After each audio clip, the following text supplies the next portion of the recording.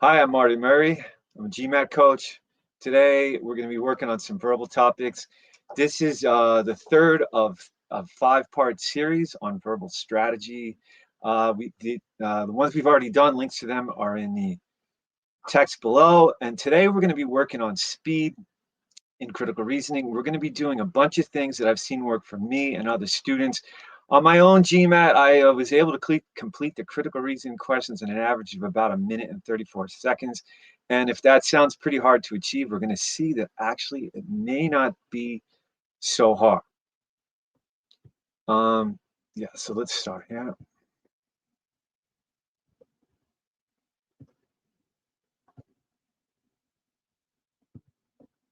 Okay, so our topic today is 7 ways to increase speed in GMAT critical reasoning. And here's the thing. We're talking about 7 ways, right? Let's think about something. If we can save 5 seconds, or about 5 seconds, per critical reasoning question in 7 different ways, we can save more than 30 seconds per question. And we're also going to be doing an RC session where we're going to talk about how to save time in RC as well. So if you can save 30 seconds per question, imagine what that can do to your verbal performance. Now, if that sounds outrageous, well, think about it. Saving 5 seconds per question, if you just make one good move, that'll save you 5 seconds. So we're going to see 7 different ones today that are going to help you save time in critical reasoning. So let me check your comments. Hey, y'all. Good to see you. Okay, let's go. Let's start talking about these ways. Let's warm up with a practice question. Here we go. Give you about 2 minutes to do this one. And think about how you do it, how you can do it efficiently, how long it takes you, all that good stuff. And then we'll discuss some ways to speed up what we can do.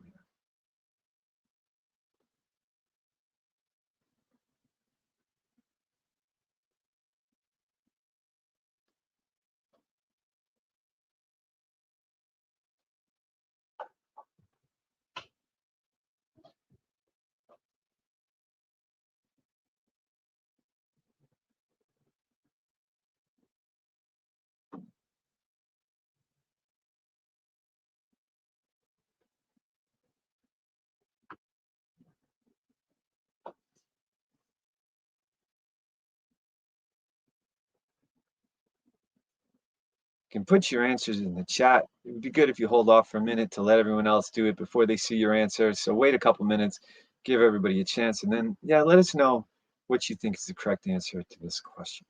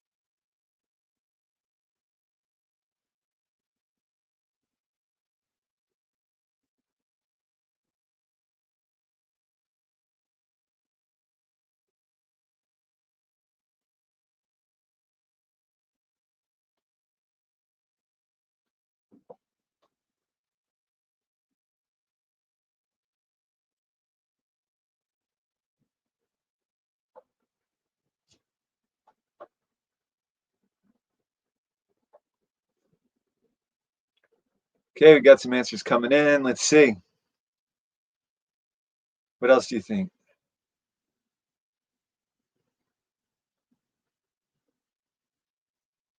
Tricky question, right?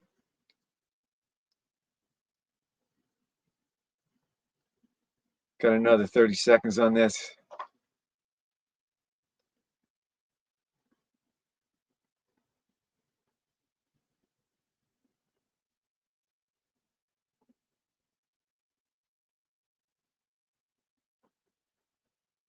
Okay. Okay, let's talk about this. Let's talk about this question and how we could do it quickly. Okay, one of the things we notice about this question as you were doing it, look at that question stem. Which of the following, if true, could a Prescott's manager use to effectively rebut the argument made by the small business owner? It's quite a question stem. And the reason I'm bringing that up is because a lot of us read the question stem before we read the passage, right? So the first thing we're going to talk about is some ways just to be more efficient with answering these questions. And one of the things we can do to be more efficient is think about the order in which we do things. I know a lot of people like to read the question stem before you read the passage. And if you're really tied to that, go ahead. But one of the things we can do to be more efficient is read the question stem after the passage. And this is an extreme example, but notice, if you read this question stem before the passage, you're probably not even going to know what on earth it's talking about. We're talking about a Prescott's manager. We're talking about the argument made by the small business owner. You don't know what it's about. It's going to distract you from the passage, slow you down, because you're trying to find, well, what does it have to do with the manager? What does it have to do with the small business owner? So we've already lost a few of our precious seconds.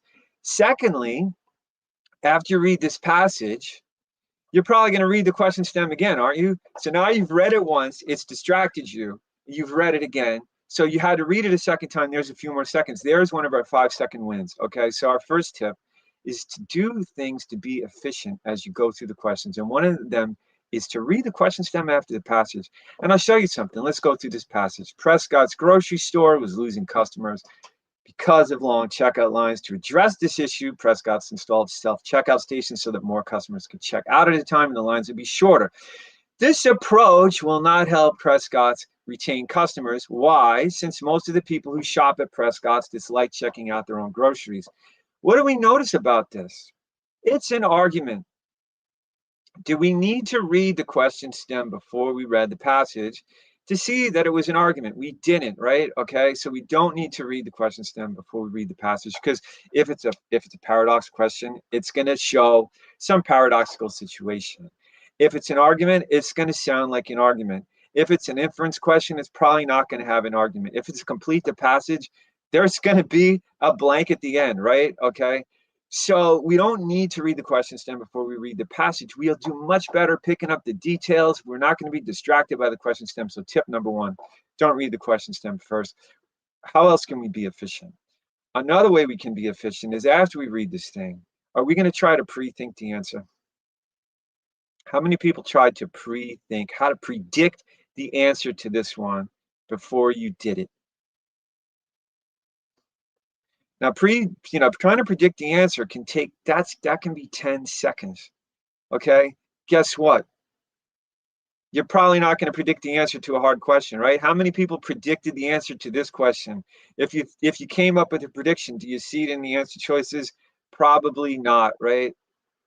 So, our first tip overall is to do things to be more efficient as you're answering the question. And two ways to do that is read the question stem after the passage and don't try to predict the answer, okay? Some other things we can do to be more efficient are refrain from taking notes, or don't take many notes, minimize notes. People take so many notes sometimes when they're doing verbal. How many of you actually need the notes? How many of you look back at your notes after you read this passage? It's only 4 lines long. You don't need notes, right? So now let's go through it.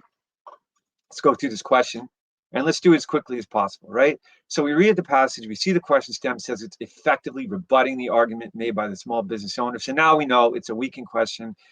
And the conclusion, we identify that. Let's do that. This approach will not help Prescott's retain customers. Why? Since most of the people who shop dislike checking out their groceries, right? Okay, how are we going to go through these choices fast? We go through each one and see the main thing it says.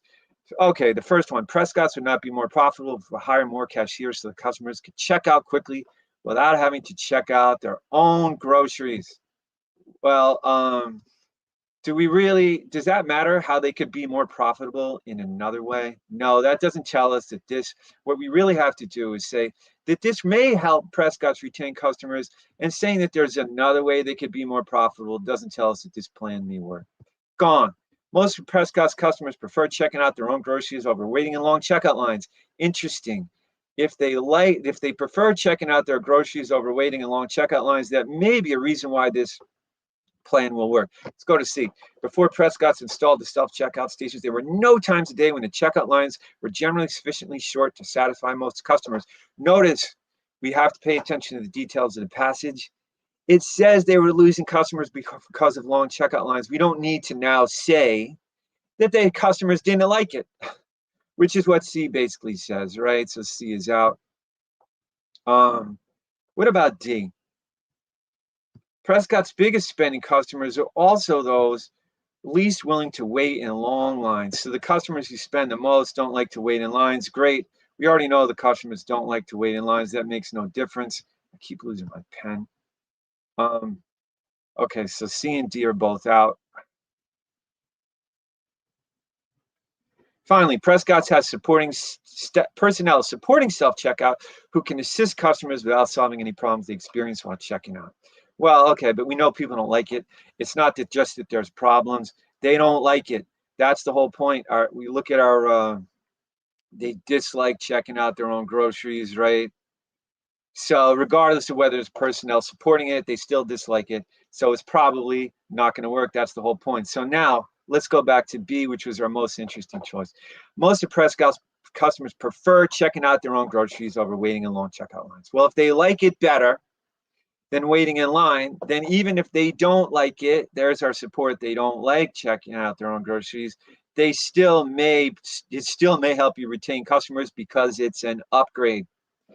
They like it better than they like what you had before. So there's our weakener. Now, I don't have time, and we're not going to spend time fully explaining how to look at all these answer choices, because the point of the session is really just to talk about how to do this fast. So what we saw is, number one, looking at the answer choice after the passage gets us through this a little faster, because reading the question stem, reading it first really didn't help because we don't even know what it's about. And secondly, going through and pre-thinking it just wouldn't help us. We're not going to see our pre-thought answer. B is not what anybody thought of, right? So, I mean, sometimes you get lucky with pre-thinking, but that can take a good 10 seconds. And now we're adding time. So in general, we look for ways to get through these efficiently. This is not building CR skills. This is just being efficient, right? You don't have to do anything different from what you do at work or anywhere else when you want to be efficient. A couple other points with that. We said minimize note taking or take no notes. Taking notes can suck up a lot of time. You're looking away from the page. You're going back to these notes. If you even look at them, which you probably won't. Finally, just in general, seek to keep your thoughts, your answer elimination, and other aspects of your process organized and efficient, right? Just be efficient as you can in everything you do. You save 2 seconds here, you save 3 seconds there.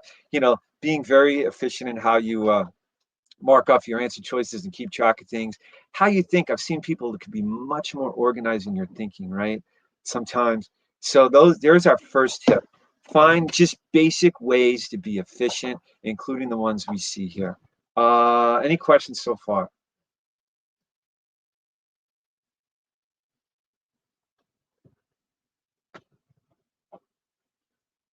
Okay. Let's go on to the next question and use the approaches we just talked about, not pre-thinking, reading the question stem after, thinking about how to be efficient. And then we're going to talk about another thing we can do. Tip 2 is coming.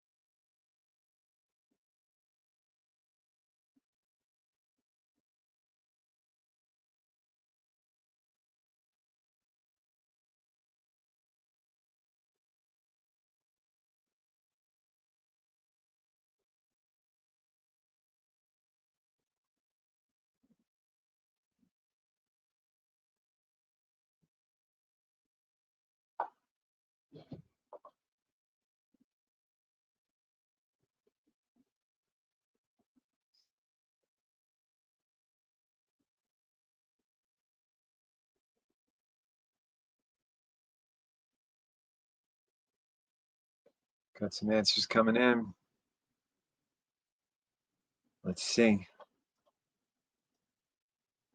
Another 15 seconds on this one.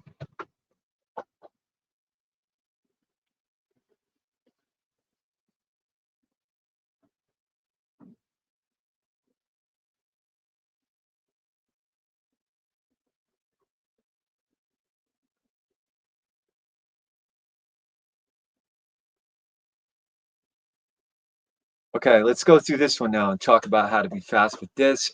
We see it's an argument. It talks about residents of a natural area, popular as tourists, have complained about the air pollution caused by tourist use of ATVs. This problem will soon be solved, however, because of a new law requiring that all tour companies cease using gasoline-powered ATVs and use only electric ones. Okay, so there's probably our conclusion. Let's see. Whereas a gasoline-powered ATV can emit as much air pollution as multiple cars, electric ATVs produce no emissions. Once again, we can see that we don't need to read the question stem to see that that's clearly an argument. With the conclusion, this problem will soon be solved because of a new law, and the support. Whereas a gasoline-powered ATV can emit as much air pollution as multiple cars. The electric ATVs produce no emissions, right? So having read that, now we can go to our question stem. Which of the following is an assumption on which the argument depends, right? Okay, great. So we see it's an assumption question, meaning we go back and make sure we have the conclusion straight. Now, one thing that might have taken people time on this one is all the answer choices seem to be related to some kind of environmental damage or pollution, the pollution the vehicles use, the mining, and everything else. Okay, so as we're going through and being efficient and not pre-thinking our answer, we have to do one more thing. Okay, we really have to be very precise in how we read. And, people ask me all the time how to speed up in verbal. And one of the things you can do, especially in critical reasoning, and reading comp, when you first read the passage, you might be a little skim it, not quite skim it, but read it very quickly. Critical reasoning is a different story. We have only 5 lines here. And there's no reason to skim. You really want to read very precisely, right? So now, for instance, up here it says this problem will soon be solved, right? This problem will soon be solved. So what is this problem? We have to be very precise with this. What do they complain about? Air pollution caused by tourists' use of ATVs, right? So this is the problem that will be solved.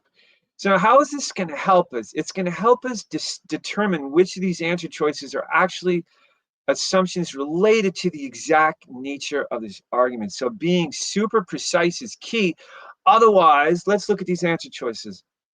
A, the relatively high weights of ATVs do not cause them to cause more damage to local ecosystems than battery and gasoline-powered ATVs. So this is, an assumption that would certainly be interesting. If we're saying we're all glad that people are using ATVs, then we'd be, assuming that they're not going to destroy the place with the weight of them, right?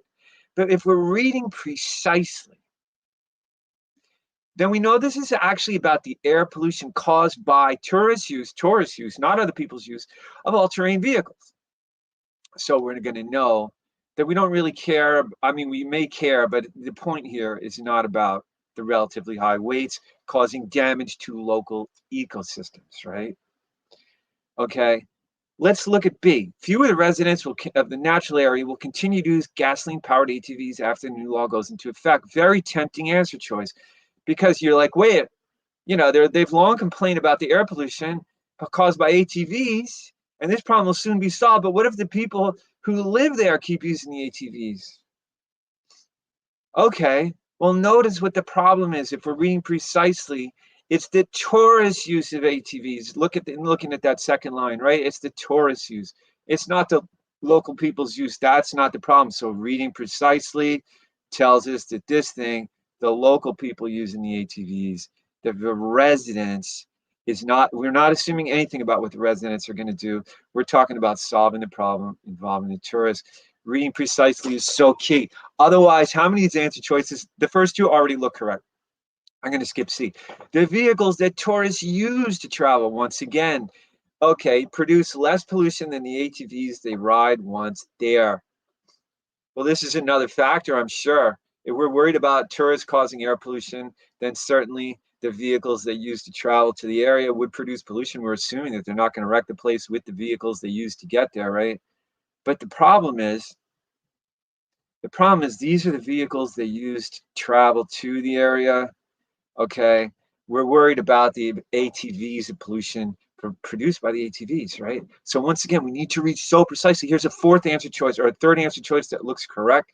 If we haven't read precisely, it's going to take us forever to get through this question because all the choices are looking correct. Finally, choice C, the process of mining the minerals used in production of batteries does not result in large amount of air pollution, right?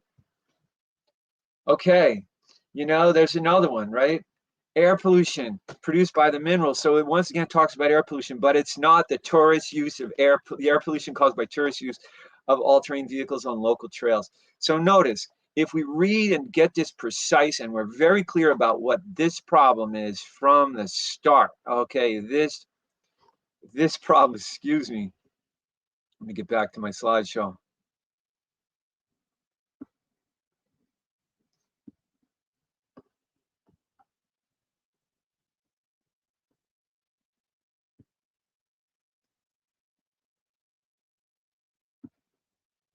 Yeah, hold on a second. I hit something and lost contact. Okay, I'm back. Okay, cool. So this problem, right? This problem will soon be solved, and this problem is the tourist use. So E is out as well, right? E is gone too. Okay. So the key thing here. Now let's go back to C. ATV used on trails do not kick up fine dust that remains airborne for relatively long periods of time, right? Well, there we go, don't we? Okay. It's the ATVs. There's another way they could cause it. And notice this choice doesn't even mention, gasoline or electric. Well, that's what we're assuming, that the gasoline is the real issue, but it's not. It could be the fine dust, right? So, okay, what's the point here? Reading precisely. And there's a few aspects of this. Identify the conclusion and other key parts of the passage exactly. In this case, we needed to read that this conclusion is about tourist use of ATVs on local trails, not anybody else's, not anything else, and it's only air pollution. And the second thing, note details on which the logic supporting the correct answer may hinge, okay? So it talked about the electric versus the gasoline. These could be some key details, but anyway, a lot of time there's key details in the passage that we have to notice. If we don't notice the details, you're going through the answer choices, they all look correct. What does this do? It sucks up time. The next thing, make sure you fully understand the passage before going to the answer choices. In this case, understanding the passage wasn't too tricky, but sometimes it's a little more tricky, as we're going to see in some of the questions we see coming. Another, read the question statement carefully, right? Of course, this time it was an assumption question, wasn't too tough. But in the previous question, definitely we had to see, we're talking about rebutting the argument made by the what was it? The small business person. You have to really make sure you understand the question stem sometimes, because if you don't, once again, a lot of answer choices are going to start looking right and it's going to suck up time. Read answer choices in their entirety is another one. You got to read the whole thing. If you read half the answer choice, you think you've eliminated the right one. I mean, you think you've eliminated, an incorrect choice. And it turns out that one was right. Now you're circling through the answer choices. Why? Because you didn't read the whole one you were looking at, and basically don't skip words to save time. I see people do this all the time. You skip a word here, you get halfway through an answer choice, you kind of fade off as you read the end. You skip the last word of the passage, and suddenly the question is taking you forever. Why? Because a key piece of information you needed for answering the question quickly is that word you skip. So basically, reading carefully can speed you up. It's huge, okay? It's huge. I see this all the time in sessions. Someone's taking so long to answer a question. I'm like, did you notice in the second line? Like, they're like, oh my God. And they've been looking at, they've been looking at 3 answer choices. They can't separate them, or they're looking at those last 2. They don't know what to do. And you know what's key? If you do miss, if you're circling through the answer choices, it probably means you didn't read something carefully enough. Bounce back to that passage. Quickly bounce back. Be super quick to bounce back. and check and see what detail I missed, because details are what get you through the questions quickly. See a few comments coming in.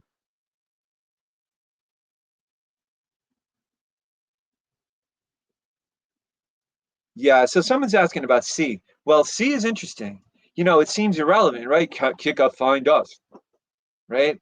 We had this whole thing about gasoline powers versus electric, and now we have no emissions. You know, well, all it was talking about is air pollution caused by tourist use of all-terrain vehicles. And you know, we're assuming that by getting rid of the emissions, we've eliminated the air pollution. But of course, fine dust that remains airborne for long periods of time could also very well be considered air pollution. Try hanging out on your backyard if someone's going by and you know, people are going by every 5 minutes on a trail. Can you breathe? No. So it's just as bad, if not worse, than the emissions. So that's what we're assuming. There's not something else that's causing air pollution, right? Okay, cool. Let's go to the next one. So let's apply everything we've talked about so far here. So, you know, just reading the question stem after the passage, not trying to pre-think. Reading precisely, because there's definitely some key details in this passage.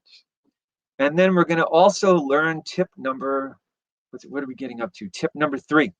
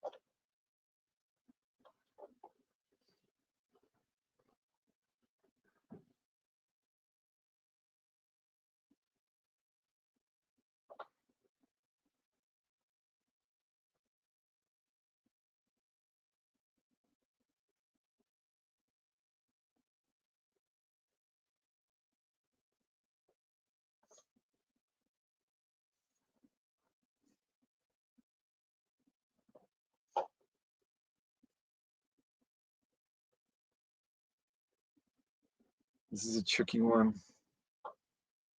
Guess we are not doing any easy ones today, really.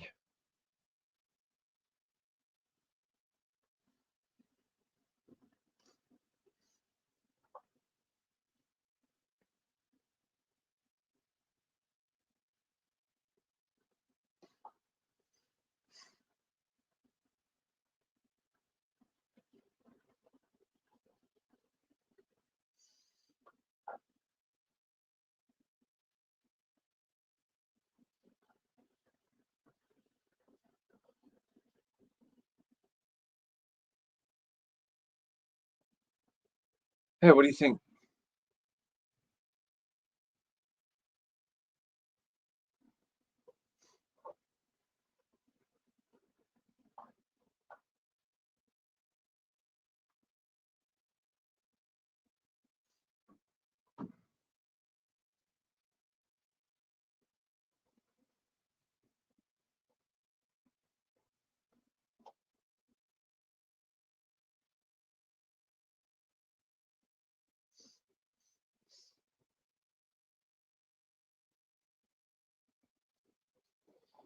Another 15 seconds. Get those answers in if you have any idea.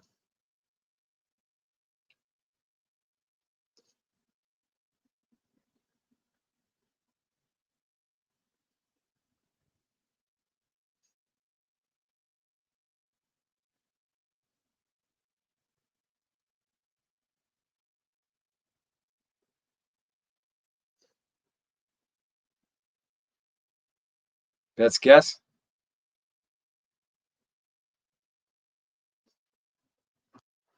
Okay, let's go through this and talk about our techniques here.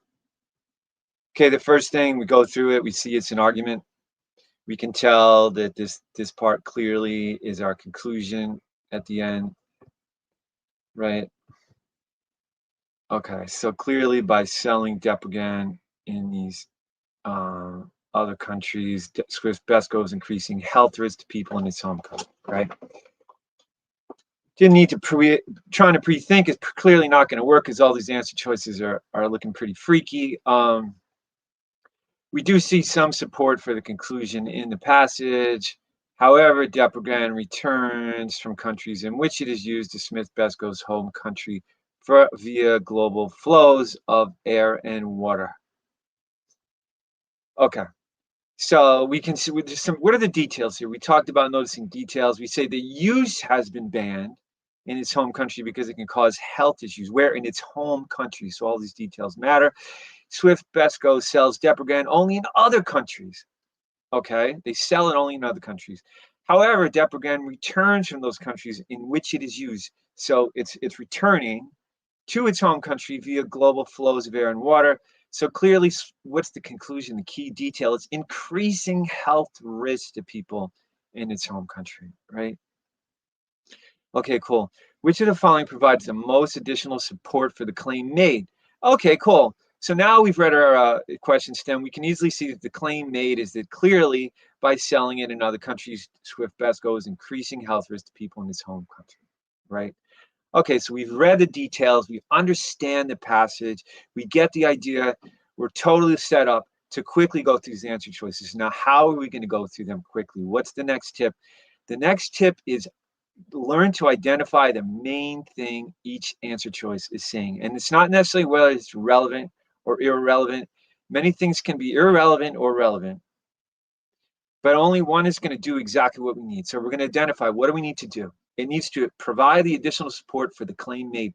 It has to indicate that Swift BESCO is increasing. Swift BESCO is increasing health risks to people where in its home country. So there's our detail. Increasing health risk. Keep it simple to people in its home country. Okay, A. Depogan enters air and water because of lax practices in countries in which it's home. What is the main thing that tells us? This is how we're going to get through these fast. The main thing it tells us is how it gets in air and water. Do we need to know that? We already knew that. Gone. We can crank through this question, these answer choices in 20 seconds. Swift BESCO produces two chemicals that can cause health issues, the use of which has not been banned in its home country. It makes something else. I don't care. We're trying to figure out why it's hurting people by producing and selling Depogan overseas. Employees of Swift BESCO are involved in the production must follow strict procedures in order to ensure that you're not harmed. We already know it's harmful. C is just telling us it's harmful. That's the main thing C is telling us. And notice I'm not skimming the choices. We don't skim them, but we're deciding what is the main thing they say. D, because of patent laws, no company other than Swift BESCO produces and sells Depogan. I don't understand how that's going to support our argument, but I don't have a clear reason to eliminate it yet. How about E? Many countries, in addition to Swift BESCO's home country, have banned Depogan. Once again, that says that it sounds like Depogan is a problematic chemical. So we already knew that. So D must be our answer. Because of patent law, no company other than Swift BESCO produces and sells Depogan. We need to go back. Let's circle back. Remember, we were talking about going back to the passage and looking for details. Let's look at our conclusion. They're increasing health risks. Why are they increasing health risks? I tell you why. We can now make our connection because of patent laws. No other company is making this stuff. So since these guys are making it, it's actually making a difference. If there were many companies making it, then Swift BESCO may not be increasing the health risk because everyone else is doing it too. And so the health risk would be about the same whether or not Swift BESCO is making this stuff. That's the process how you're going to get through these quickly, right? Identify the main thing each choice says. Once again, let's go through these choices for the main thing a little more slowly. It enters the air and water because of lax practices. We already know it enters the air and water. We don't need to know that. This is telling us how. The main thing, how it gets there. Don't care. B, produces two other chemicals. We don't care. That doesn't mean it's increasing health risk by producing this chemical. Employees must follow strict procedures. I'm sure they do. It's dangerous. We already said that, right? Many countries, in addition, have banned it. Okay, it's banned. We already know that. You can get through these so quickly if you just figure out the main thing each answer choice is saying. See some comments coming in. Okay. Okay, cool. So, okay. So you see what we're saying here. Identify the main thing and simplify what the correct answer must do and what each answer choice does. In this case, we needed to support that they're increasing health risks to people in its home country. Just be very clear, keep it simple, right? Increasing, it's an up arrow, increasing health risk. Identify the main point of the passage and how the correct answer must relate. Okay, so we got that main point. We understand it's a dangerous chemical. It's shipped overseas, it comes back, and it's increasing health risk. The correct answer must strengthen it. Then identify the main thing each answer choice says, right? And that's what we did. What's the main thing? And some of those choices, they were mainly already saying things we already knew, right? And if you look at them, oh, they sound so convincing. It's like, it's toxic. They banned it. People have to protect themselves. This stuff is crazy. But, yeah, they sound like strengtheners, but they're not really. What is the main thing they're telling us in each case? And by the way, this is not about skimming the passage, the question stem, or the answer choices. We're not doing this to skim. You're going to read the whole thing. That means the passage. You're going to, as we said, very detailed. You're going to read the question stem in a very detailed way. You're going to read the answer choices in a very detailed way. But once you've assembled the details, then you can decide, well, what is the main thing this is telling me? Does anybody have any questions about this one?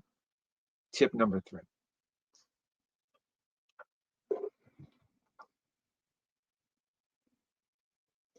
Okay.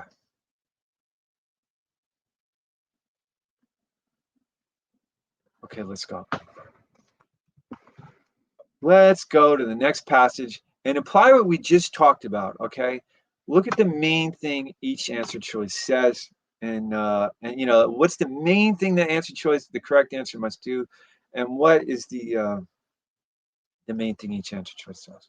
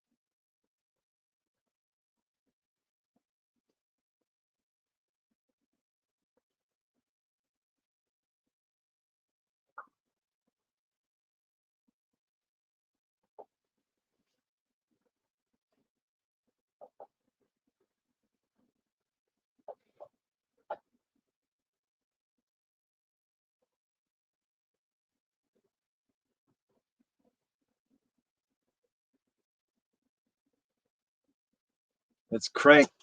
See how fast you can do it. It's the main thing each choice says.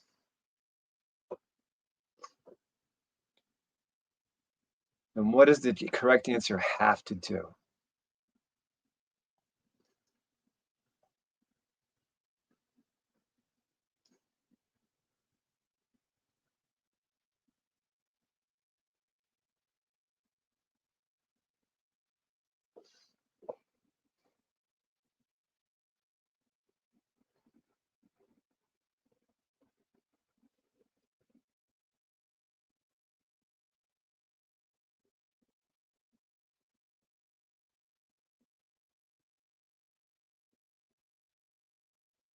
Did you read it precisely, right? All these things add up. We crank through these things. Crank these questions. Got another 10 seconds on this.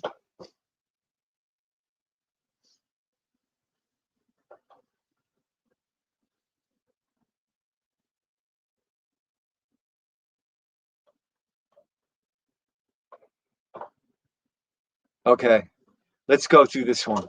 Okay, 20 years ago, Balzania put in place regulations requiring operators of surface mines. Oh, wait, before we do that, I take it all back. My chat had locked up, so we had a couple questions about the previous one. Let's cover them. Someone said, what about C? What'd you ask about C?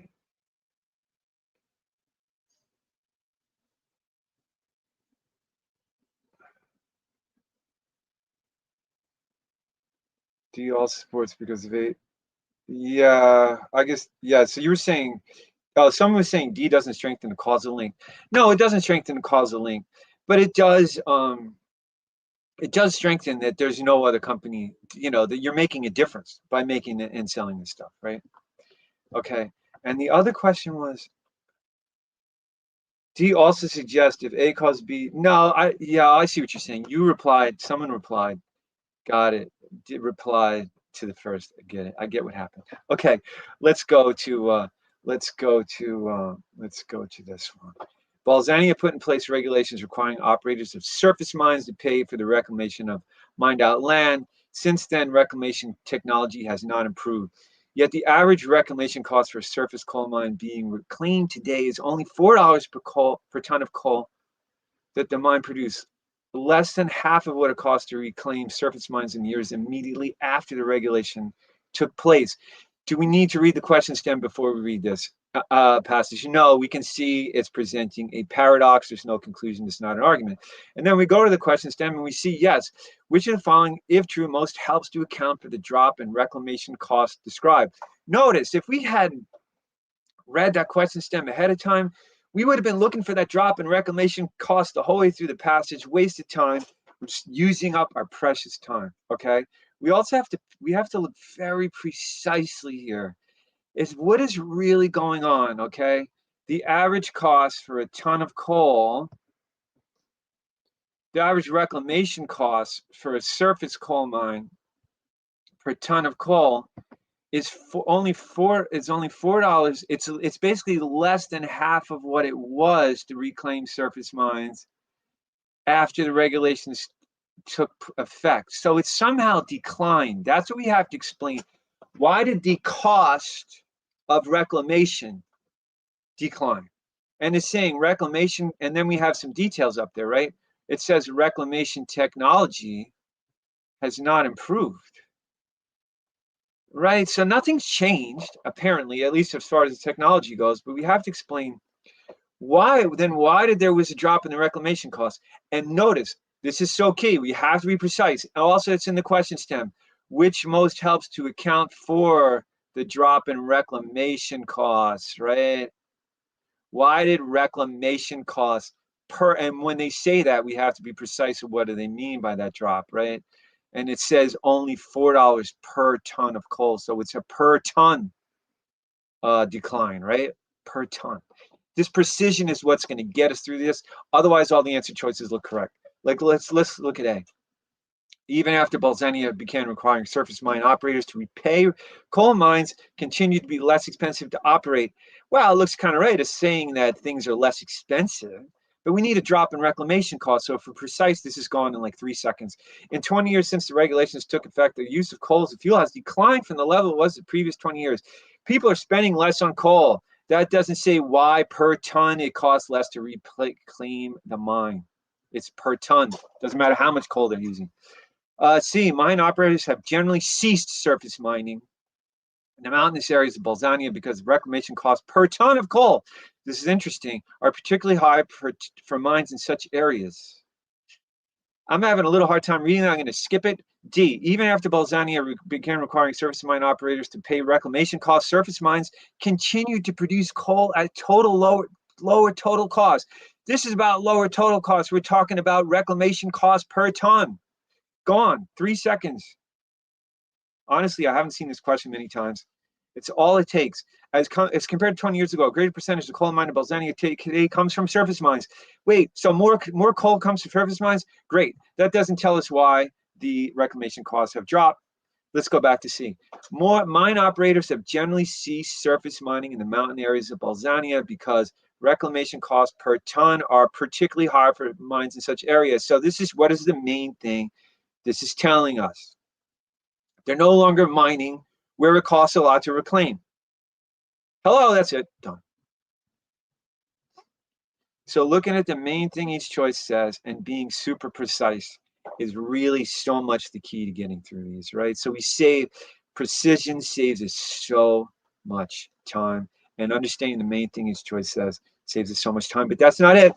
We got a few more tips. See what's going on.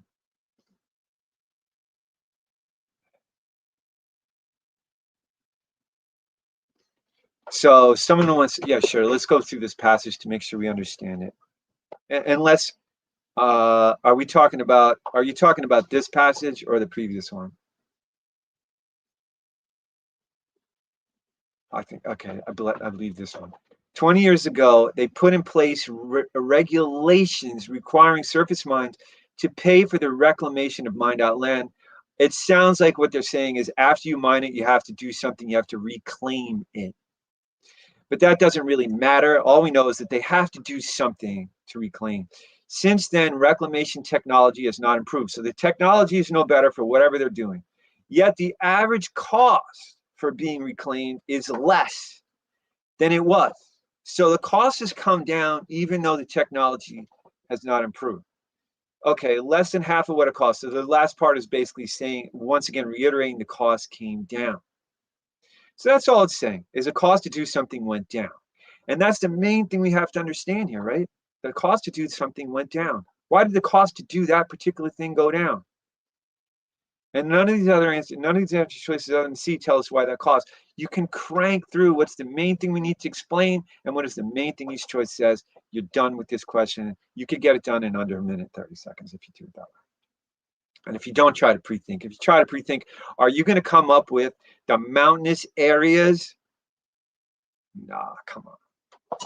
You might as well read the choices. And another issue with pre-thinking is you have to analyze the choices anyway, even if you did pre-think. So now you pre-think, you come up with an answer, you go through this whole thing, then you analyze the choices and check against your pre-thought answer. Then it doesn't work. So then you analyze the choices again to see what is actually correct. Come on. We got to save time. We can't be doing things like that. Okay. So now here's the next tip.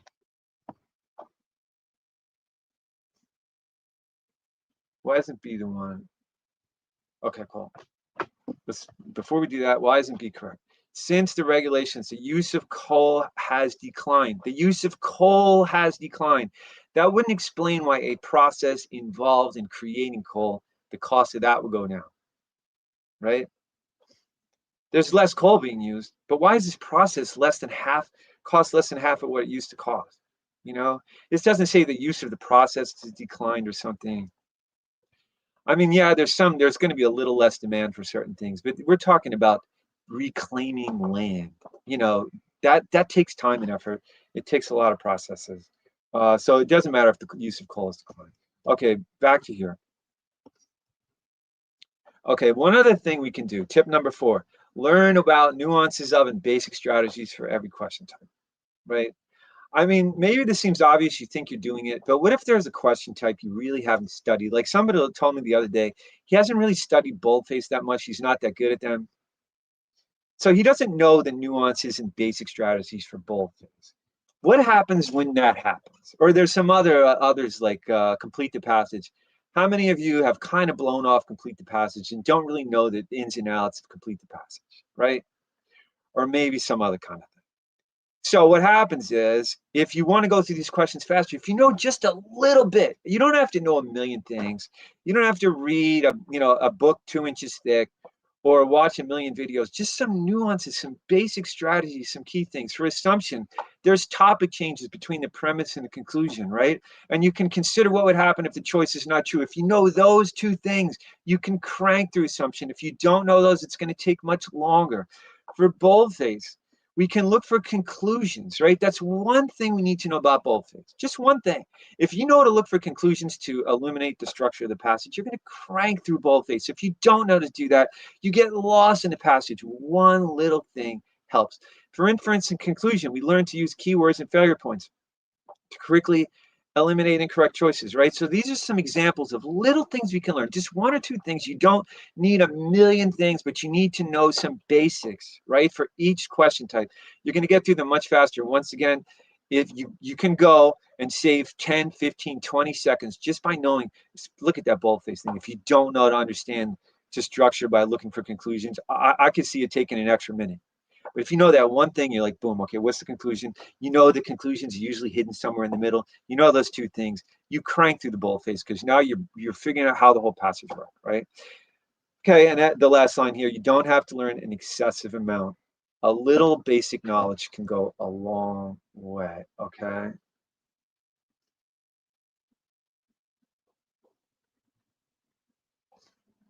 Yeah, and someone asking about the coal consumption. Yeah, the prices of coal will go down, but the price of reclamation wouldn't go down. Okay, so we're talking about these nuances and basic strategies. So let's talk about one question type and see how effective this can be. Conclusion question, here's some basics. The question stem usually often use the wording most strongly supports as most strongly supported by. So if you know that, you know you're looking at a conclusion question. The correct answer must be supported by the passage, but does not necessarily have to be true. Imagine if you thought it had to be true. Then you're looking through the answers, you're taking all this extra time. You're like, well, that doesn't have to be true. I thought it had to be true. It doesn't have to be true. In an inference question or a must be true question, it has to be true, but in a conclusion, it has to be just strongly supported. Two more things. Incorrect choices and conclusion questions have failure points. If you haven't heard of this before, this can save you so much time. You just look for a failure point. The question, the passage says something, the answer choice says something. You look at the answer choice, you're like, wait, this says that they can do it quickly.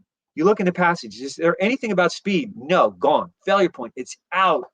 Happens so fast. You can crank through these questions if you can find failure points effectively. And finally, one key other thing about conclusion questions. This goes for inference as well. The correct answer will be the one such that we can point to something in the passage that supports it. Can you point to something in the passage? So if you know these four things about conclusion questions, it's not a lot. It's most strongly supported, doesn't have to be true. You know to look for failure points, and you need to point to something in the passage for the correct answer. You can crank through a conclusion question, right? Let's crank. Here's the conclusion question coming up. You see that it says most strongly supported. You read the passage first, though, right? And then you're like, wait, there's no argument here. It's just telling us a bunch of facts. Then you go to the question stem. It says most strongly supported. Oh, it's a conclusion question. Does not necessarily have to be true. Then I'm going to look for those failure points and find the one choice I can point to something in the passage. Let's see how fast we can get this done.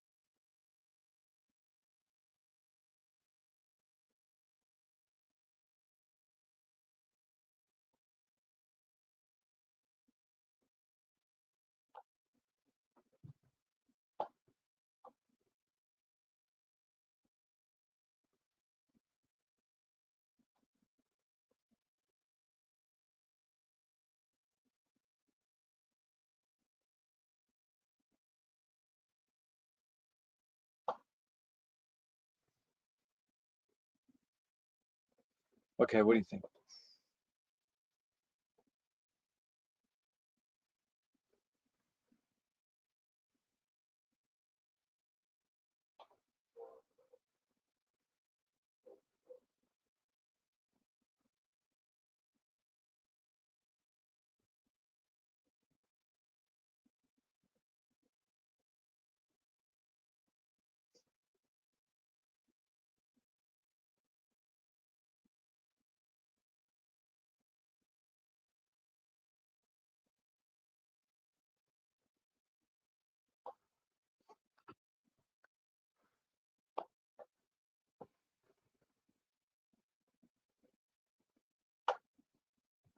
Let's go.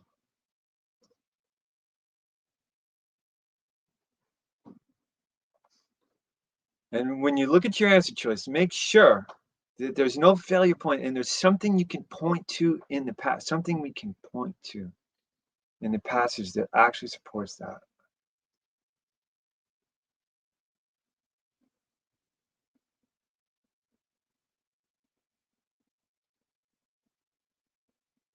Very cool. Let's go. Okay, another 10 seconds on this one, and then we'll go through it.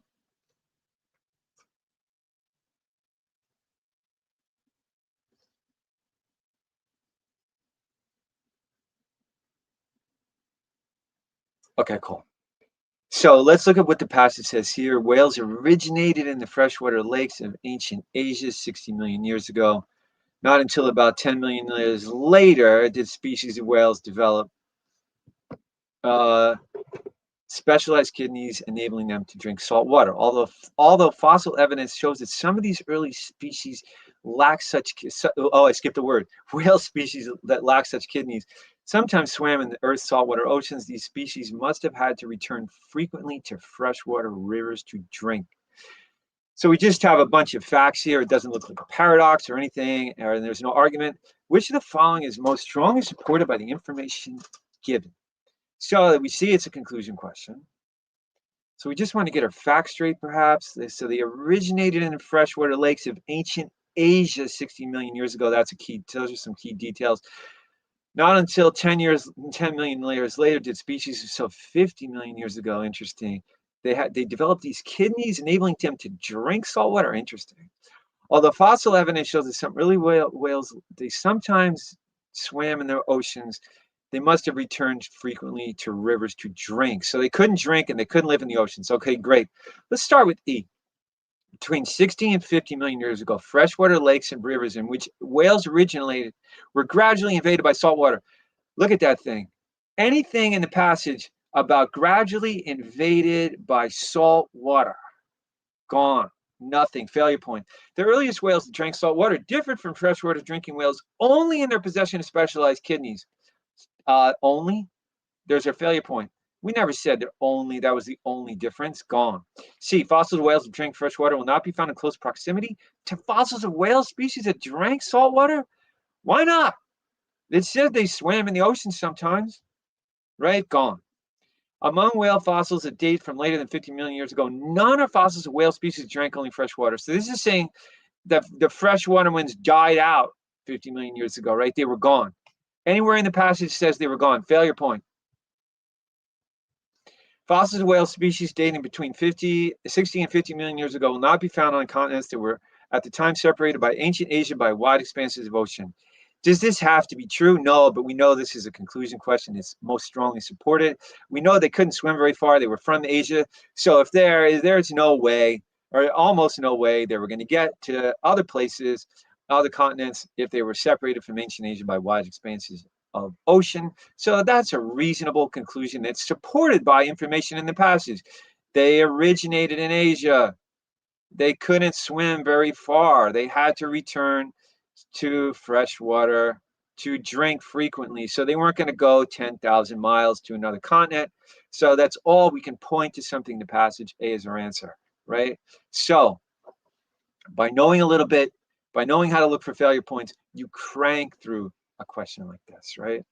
Can get through it, I don't know, under a minute, possibly.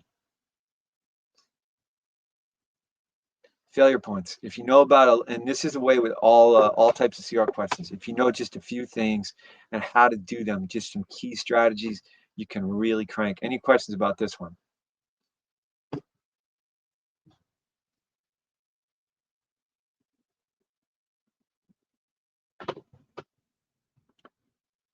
Okay. Okay. Let's talk about a few more tips. We're down to the last 3 tips. One is practice with a stopwatch. Now, I know people talk about doing time practice. You do 20 questions, you see how fast you can do them. But here's the deal. If you do 20 questions, 10, let's say you do a set of 10 questions and you give yourself 20 minutes because you have about 2 minutes per verbal question. And you don't get it done on time. What do you know? You just know that you didn't get them done on time, but do you really know why? Right? So what works super well, and you can do this with the GMAT Club timer as well, is do one question at a time, right? Do one question with a stopwatch. I use my phone sometimes with students. Works great. We do one question at a time. Then immediately after, analyze your performance after the question to identify what slowed you down and ways to be faster. You're like, oh, I didn't see that one thing. You know what I mean? Okay, I need to read more precisely. Or you realize you skipped something or whatever it was you needed to do. What slowed you down? I'm trying. One person, I can think of, I think he was mixing things up a lot, like just doing little mix-ups, and those were slowing him down. But anyway, so we analyzed his performance after each question using a stopwatch and found the little thing he was doing. He was mixing things up, if I recall correctly, and addressing that was his path to getting these questions done faster, right? So whatever it is for you, if you do it with a stopwatch, then check the question, what just happened? Did I get it done in 2 minutes? No, it took me 2 minutes, and you're watching 2 minutes and 42 seconds. Wow, what slowed me down? What took forever? Well, I didn't understand that one choice. Oh, wow. So you really needed to spend more time reading that choice precisely, making sure you understood it. That sucked up so much time because you didn't understand it. So maybe you need to learn to break down answer choices, but you analyze your performance to see what slowed you down. And then you shave your time down second by second, right? This works great, right? It works much better than doing a time set. I mean, there's a place for time sets because we want to practice dealing with the time pressure overall. But a lot of the time, doing one at a time and saying, what can I do differently to shave down 5 seconds next time, or 10, or even 30? So that's tip number 5. Tip number 6 is optimize mindset. Mindset is huge for speed, okay? One thing to do is be a calm, Zen person who isn't easily shaken. If you're shaken up, it slows you down, right? Anything that shakes you or gets you crazy is slowing. Now you're freaking out. You're circling through the answer choices. You're not doing the organized things you need to do. You're falling into old habits, right? Something happened and the person taking the test next to you started tapping on the desk and you're freaking out. You can't be shaken. It takes up time. Another thing is learn to respond to issues in positive feeling ways. Anger and negative ways slow down processes, okay? Imagine a few people in an office. If they're always yelling at each other, it takes forever to get anything done. Even if you're sitting with yourself, if you're being mean to yourself or negative or angry at the questions or anything else, it's going to slow you down just as if you were working with someone else. You're still working with different aspects of yourself. And if you're beating yourself up, it slows you down. So don't do that. And you can go through life, learn to find more positive ways of dealing with issues, and you'll watch how things go much more smoothly in everything you do. It's a great way to practice. And then when you're taking the GMAT, you're like, yo, I'm so much smoother than I used to be. I don't get angry at the questions. I don't freak out. Nothing shakes me. I just chill and I figure out how to get things done. Another is use positive internal messaging. If you're saying things bad about yourself, it's going to slow you down. You're beating yourself up. This is related to this positive issue thing, positive ways thing. If you have positive messaging, imagine that can save you 5 seconds per question because you're saying you can do this. You're going to spur yourself on. A positive mental attitude makes us do things much faster and better. And finally, learn to maintain a state of relaxed intensity. This is something athletes do. It's something people do in positions where they have a lot of responsibility. You've got to be relaxed at the same time as you're intense. And, maybe you've seen it as I was going through some of these questions. Honestly, some of these I haven't seen many times. I was almost doing it, for the first time myself. And it's just being intense and relaxed at the same time. You're like, okay, what do I have to see? What do I have to see? You're totally intense. That way you get through the questions fast. I've seen people going through the questions and they're thinking and they're almost, they don't even realize how relaxed they are, right? I mean, but not in the way I'm talking about, lack of intensity. You got to be so intense. You want to crank through this test, just being intense in a very cool, collected way. Okay. So your mindset is key for speed. You didn't know it. You might think you have to practice critical reasoning. You might actually have to practice just chilling out and learning to handle things in positive ways, right?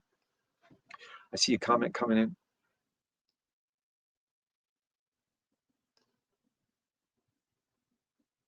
Someone asking about the streak method.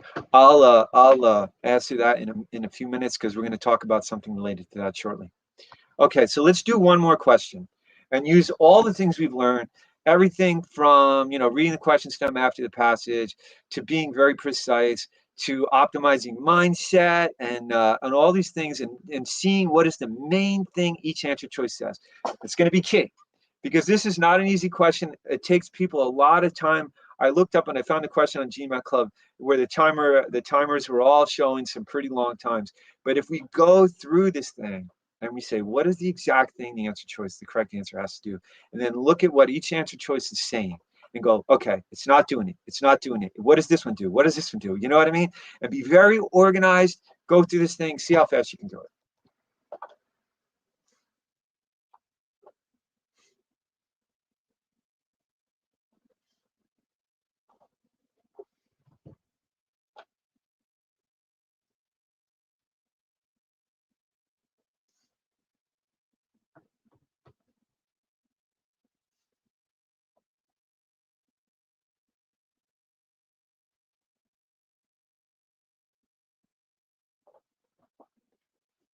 And I hate to interrupt, but I'll just throw out there that if you really understand the passage very precisely, you're going to get through this one so much faster than if you vaguely get it. If you get it just vaguely, it's going to take forever.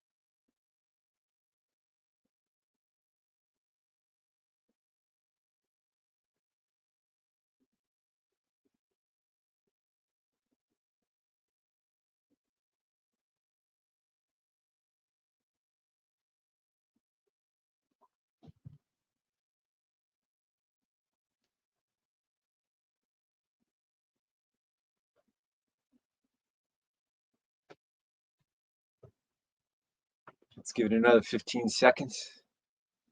Let's go through this.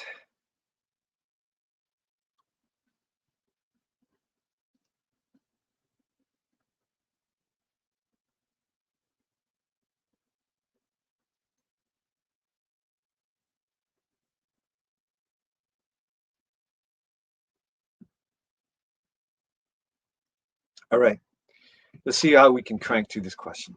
We'll start by reading the passage from 1978 to 1988. Beverage containers accounted for a steadily decreasing percentage of the total weight of household garbage in the United States. Okay, so beverage containers accounted for a steadily decreasing percentage of total weight of household garbage. Household garbage, key details. This increasingly widespread recycling of aluminum and glass was responsible for most of this decline. Okay, so recycling is what caused it. However, although aluminum recycling was more widely practiced than glass recycling, so okay, it was found that the weight of glass bottles in household garbage declined by a greater percentage than the weight of the aluminum cans. So we can see it's paradoxing before we go to that question stem, but let's check what's going on. Which of the following, if true of the United States in the period 1978 to 1988, that matches the passage, most helps to account for the finding? What is the finding? Right? We got to look in the passage and see what the finding is. Always key when we see a look above marker, the finding. We see that kind of look above marker. There it is. It was found. Find the key word. Okay, great. The weight of glass bottles declined by a greater percentage, even though aluminum recycling is more widely practiced. So the finding is the weight of household glass bottles declined by a greater percentage than the weight of aluminum cans. It's a little complex to understand, not too crazy. Let's go through and see how fast we can do this. Glass bottles are significantly heavier, of comparable size, but they're heavier than aluminum cans. But wait a second, we're trying to find where the percentage of the glass went down. So it doesn't matter how heavy they are, because the weight of the bottle doesn't change the percentage. Okay, go on. Recycled aluminum cans are almost all beverage containers, but a significant fraction of the recycled glass bottles that contain other products gone. Who cares what they contain? Manufacturers replaced many glass bottles, but few aluminum cans with plastic containers. So there were fewer glass bottles. That's what the main thing this is telling us, isn't it? That sounds good. The total weight of glass bottles purchased by households increased at a slightly faster rate than the total weight of aluminum cans. Well, the total weight increasing would not decrease the percentage. This is just telling us that the total weight increased. And the main thing that E says, in many areas, glass bottles had to be sorted by color of the glass before being recycled, whereas aluminum cans required no sorting. We had to sort them. So this is telling us the glass bottles had to be sorted. Well, that wouldn't say why the percentage went down more. If anything, it would kind of go against that, because now you have to sort them to make it happen. Manufacturers replaced many glass bottles. Yep, we lost some glass bottles. That would explain why the percentage went down. Boom, it's done. Just by seeing the main thing each choice says, knowing a little about paradox questions, and knowing exactly what's going on in the passage, right? So that's how we're going to do it. That's how we're going to be fast in critical reasoning. We have our tips, okay? And they start off with being more efficient in your general ways we can all do without being critical reasoning experts. Just being careful with your note taking, reading the answer, the question stem after the passage, and things like that. Then the next thing is we're going to be super precise, making sure that we understand everything and pick up on a detail, so that we don't miss key details that would tell us what the right answer and leave us circling through all the answer choices and taking up time. We're also going to look for the main thing each answer choice says, right, as we just did. And we're going to learn some things about how to answer these questions. And we're going to have a good mindset so we get through these fast. Okay, there's one other tip I'm going to give you. Find ways to increase your practice accuracies, right? And why would that be? Because, to a great extent, the same skills that support accuracy support speed. And a lot of time people come to me saying they want to increase their speed in critical reasoning. And I ask them what their accuracy is, and it's not all that high. The first thing you want to do, honestly, is do your streaks method practice. Do things to increase accuracy, because you notice a lot of the things we talked about, like reading precisely, noting the exact things the answer choice says, or what the correct answer must do. These all support accuracy too. So all these things you do to increase accuracy are also going to support speed, right? And the ironic thing is that much of your increased speed is going to come from practicing untimed, not with the stopwatch or anything else, but from just pondering these questions and seeing how they work and learning the nuances. A lot of things are going to come from practicing on time. Okay, so we don't have to do all our practice time to get faster. In fact, a lot of people make that mistake from the beginning of their GMAT prep. And one of the drags of GMAT prep is that, people end up spending a lot more time than they need to because we only do this once in life. So by the time you learn to do it, you're already done it, but that could have taken months, right? So one of the things you want to do is make sure you're practicing on time. Make sure you're really looking into things, looking at the logic of things, picking up on key details, and really learning how to do things. That'll get you to your end goal much faster, and it actually will end up making you faster in the end because you'll really see what's going on. Got a couple final questions here. Let's see. So someone was asking about the streaks method, but let me answer these questions. C would not decrease the percentage of the total weight of household garbage, right? Because the plastic containers would go into the garbage.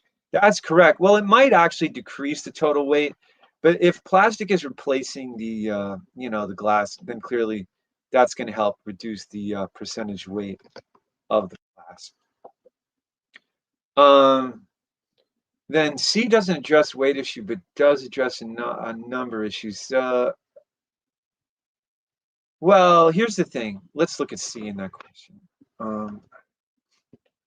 I mean, it does. You know what? Give me a second. I'm not plugged in. C does. C works because it's basically saying we're going to reduce the number of glass bottles, right? And notice thing, it's saying that the weight of the glass bottles declined by a percentage, right? Well, we replace some of the glass. That's the basic point here, and even if you replace a number of the bottles or a percentage, the weight of the bottles, it doesn't really matter what we're talking about. We're getting rid of some of the bottles, and that would explain what's going on. And note one of the nuances of paradox questions is it doesn't have to necessarily explain it. It just has to be something that could explain it. And this could explain what happened here. Then someone was asking about the streaks method as far as this on-time practice goes. Should one go topic by topic with every sub-level, or can go by, you can do either one. It really depends what you want to work on, okay? So you could work on critical reasoning, you could work on weekend only, you could work on critical reasoning entirely, you could work on, or you can work on problem solving, you can work on one topic within problem solving. It depends what you want to focus on, where your weaknesses are and all that. It's definitely a project management thing to figure out, well, what do I need to improve my accuracy in if you're going to do the streaks method. And in case people are wondering what the streaks method is, the streaks method is where you practice, or it's a method of practicing involving seeing how many questions you can get correct in a row. And generally, if you can get 15, 20, 25 questions in the topic correct in a row, especially if they're medium or hard questions, that means you have control in the topic. Even 70 or 80% might sound pretty good, but if you're getting 70%, then you're getting a few right and one wrong, another few right, another wrong. It's pretty hit or miss. But if you can get 20 correct in a row, then you're probably good, right? So any other questions before we go?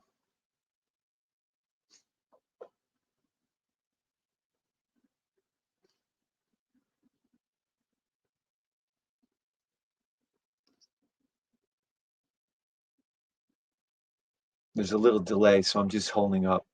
There's a little delay between screens, so if you're asking a question, I might miss it. Okay, so if there are no more questions, that's it for today. We got some ideas on speeding up, and remember, just a few seconds here and a few seconds there adds up. So anything you do that takes up time, see if you can reduce what you're doing in any little way, and they'll all add up and get you through verbal faster. Okay, someone asking about eliminating A in the previous question. Glass bottles are significantly heavier than aluminum cans of comparable size. Notice that the key point here is that the percentage of the weight of the glass bottles decline more than the percentage of the weight of the aluminum cans. The glass bottles, if they're all heavier than the aluminum cans, that would explain why we have more glass. And it would also explain possibly why the overall weight of glass would decline more than the overall weight of aluminum, right? Because if you get rid of, let's say, half the glass and half the aluminum, and the glass is heavier, then you'd figure, well, we're going to lose more weight with the glass. But we're not talking about the total weight. We're talking about the percentage of that weight. And how heavy something is Doesn't change what percentage of it has disappeared. Hope that helps. Okay, so we're talking about percent, and that's another, typical, just making sure that you're paying very close attention to the details.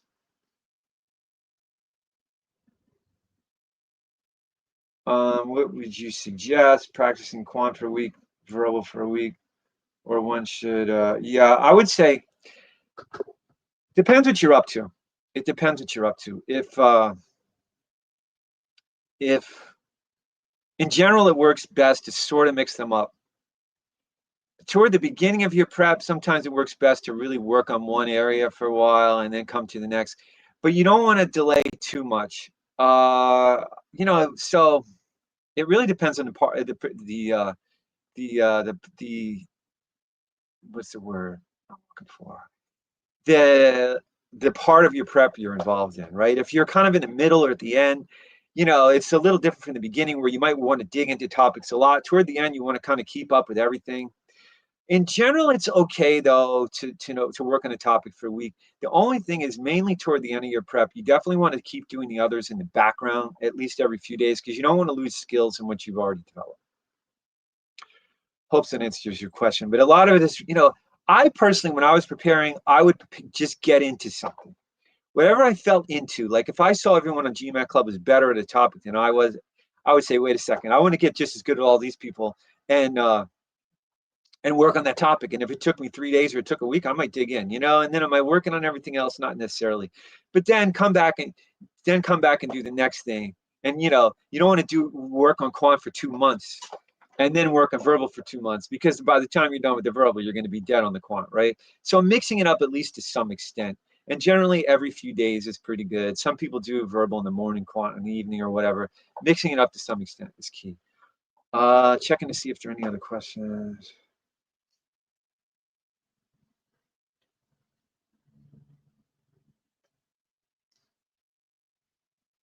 Is it suggested to do verbal the first half? It really depends. It really depends. I personally, I like to do quant in the beginning, in the morning. I kind of feel on. I can, verbal, I kind of feel more relaxed with. But if you're more relaxed with quant, then maybe you do verbal in the morning. How to stop rereading in an exam environment?